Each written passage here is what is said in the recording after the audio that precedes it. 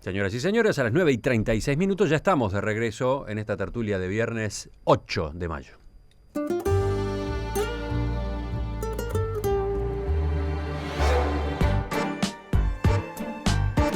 Seguimos con Mauricio Rosenkopf, Ana Ribeiro y Juan Grompone acá en estudios. Y teletransportado desde la ciudad de Venecia, en Italia, Carlos Maggi, que se fue de viaje hace una semana justamente. Por eso no lo tuvimos el viernes pasado, ¿no? Ahora lo estamos viendo y escuchando. Ahora sí, Carlos, contanos a propósito de tu experiencia de estos días en Venice. Bueno, nada, la desproporción entre los grandes palacios y el pequeño pabellón uruguayo se compensa mucho por la limpieza y la belleza con que se ha tratado ese lugar. Está totalmente renovado y presenta un lindo salón de 10x8 totalmente vacío. Se cuesta un rato darse cuenta en qué consiste la obra que está en exposición, y la obra está en el empapelado de las paredes. Aclaremos para los oyentes, Carlos, estás hablando de la Bienal de Venecia, todo un acontecimiento del mundo artístico, que en esta ocasión, en el pabellón de Uruguay, muestra un trabajo de nada menos que Marco Maggi, hijo de Carlos, un artista que desde hace años reside en Estados Unidos. Bueno, va y viene por el mundo, pero tiene su base de operaciones en Estados Unidos. Y esa muestra es muy particular, por eso que él estaba señalando. El visitante cuando llega, cuando traspasa la puerta, en principio piensa, acá no hay nada, o hay un artista loco que dejó todas las paredes vacías. Pues resulta que no, hay que mirar con cuidado, ¿no? Exactamente es así, y son hay 10.000 motivos desarrollados sobre una base que da el título a la exposición, que es miopía global. Es como los detalles que percibe el miope cuando mira las pequeñas cosas del mundo, ¿no? Frente a una exposición que es toda monumentalista, todo es por grandes ademanes y grandes realizaciones, y esto es un lugar vacío con unas pequeñas incrustaciones, así que en ese aspecto es una réplica. Los oyentes deben tener curiosidad por saber, por observar qué tipo de desarrollo hizo Marco Maggi y lo implantó allí en el pabellón Uruguay de la Bienal de Venecia. Bueno, en nuestro sitio web, en perspectiva.net, en la columna de la izquierda, donde vieron que siempre ponemos recomendaciones, bueno, hay un recomendamos a la exposición de Marco Maggi en la Bienal de Venecia.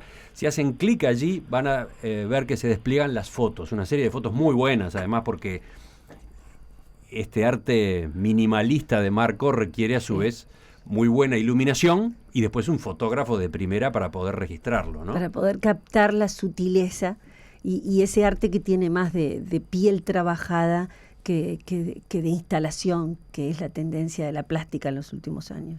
¿Ustedes lo vieron? Sí. ¿Observaron Yo lo vi, sí. No fui a Venecia. No. Estuvieron mirando las fotos. Bien que hubiera querido, sí, estuve mirando las fotos y leí algunos. Es curioso, la prensa uruguaya todavía no se hizo eco exactamente de lo que Marco hizo, pero salió primero en la prensa del mundo, el curioso pabellón uruguayo, donde alguien distraído podría entrar y pensar, Uruguay no llegó a tiempo. Uruguay no llegó a tiempo. Una cosa que es importante resaltar es que ese pabellón que Uruguay tiene en la Bienal de Venecia es altamente codiciado, porque no todo el mundo tiene pabellones.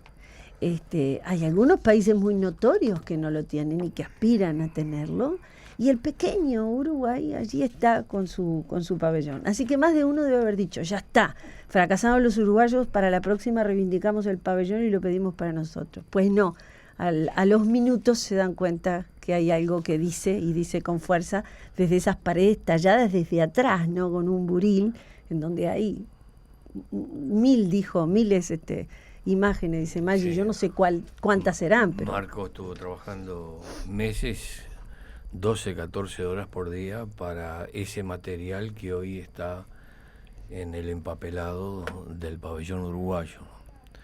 Ahora tiene antecedentes, no sé si Maggi está oyendo. Sí, Maggi está oyendo todo. Sí, este muchacho, Marco Maggi, ha tenido influencia de un artista plástico que hizo las ilustraciones de una colección de literatura uruguaya que hace muchos años salió, y que se apellidaba Acoleto. Si tiene alguna relación, porque es un tipo de trabajo muy parecido, una colección que sacaba Pocha, la madre de Marco, y Marco Maggi, que dicen los críticos que tiene influencia. A ver si Carlos puede contestar esa duda del ruso que viene con mucho filo. Sí. ¿Tiene algo que ver? ¿Tiene algo que ver la obra de Marco Maggi con la de aquel antecesor, Acoleto? Que, la obra tiene una cosa extraordinaria. Yo no voy a decir si es buena o es mala, pero tiene una condición extraordinaria. Cuando se termine la exposición, hay que limpiar las paredes y destruir la obra. ¿Por qué hay que destruirla? Contale a los oyentes. El empapelado es en 3 dimensiones y se recorre viendo cosas muy pequeñas y realizaciones chiquitas, pero no tiene manera de conservarlo. Cuando el papel está pegado a la pared y cuando se saca se va a romper, así que la exposición tiene vida durante la obra tiene vida durante la exposición, que tiene un fin corto, ¿no? Unos pocos meses. Uh-huh. Es papel y son pequeños objetos también, ¿no? Que también obviamente cuando se sacan después se destruyen. Solo realizaciones en papel, solo que son en 3 dimensiones. Uh-huh. Claro. No tiene dibujo, tiene objetos que se incrustan en la pared, que salen de la pared. Que salen del papel, ¿no? Como virutas de Claro, papel que se y desprenden. eso es una cosa frágil y además con vida breve. Uh-huh. Bueno, esa es la característica de instalación que tiene, ¿no? Quizás el rasgo de instalación es ese, que la obra se tiene que destruir, que desmantelar cuando tarda termina. mucho en darse cuenta dónde está la obra, porque las paredes son blancas y no tienen ninguna cosa coloreada. Hay simplemente sombras que dan los objetos que se han realizado en 3 dimensiones. Son divertidas las fotos que los oyentes van a poder ver en nuestro sitio web, porque algunas de ellas muestran a espectadores recorriendo la muestra y todos ellos están muy cerca de la pared, ¿no? Claro, tenés que... Están como con la ñata contra la pared, observando eso que es tan pequeño, tan detallista, ¿no? Sí, también hay una después necesidad de retirarse, porque hay grupos de significación asociada. Juan, ¿tú qué ibas a agregar? No, yo quiero agregar una cosa primero sobre Venecia, que es uno de los lugares más lindos del mundo y es uno de esos lugares en que uno quiere regresar siempre, ¿no? Es decir, yo siempre tengo el propósito de volverla a ver otra vez. Pero quiero mencionar dónde ocurre la Bienal de Venecia, porque es un lugar muy importante. La Bienal tiene más de 100 años, de modo que fue cambiando de lugar a medida que crecía. Y en este momento ocupa el Arsenal, lo que era el antiguo Arsenal de Venecia. ¿Qué era el Arsenal? El Arsenal de Venecia era el astillero más grande de Europa durante del año 1200 al año 1500. Era el más grande astillero de Europa. Allí en ese astillero, es toda una zona naturalmente con lugares como para los barcos, para armar los barcos.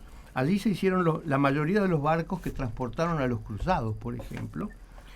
Y se hicieron las naves más grandes que había en ese momento.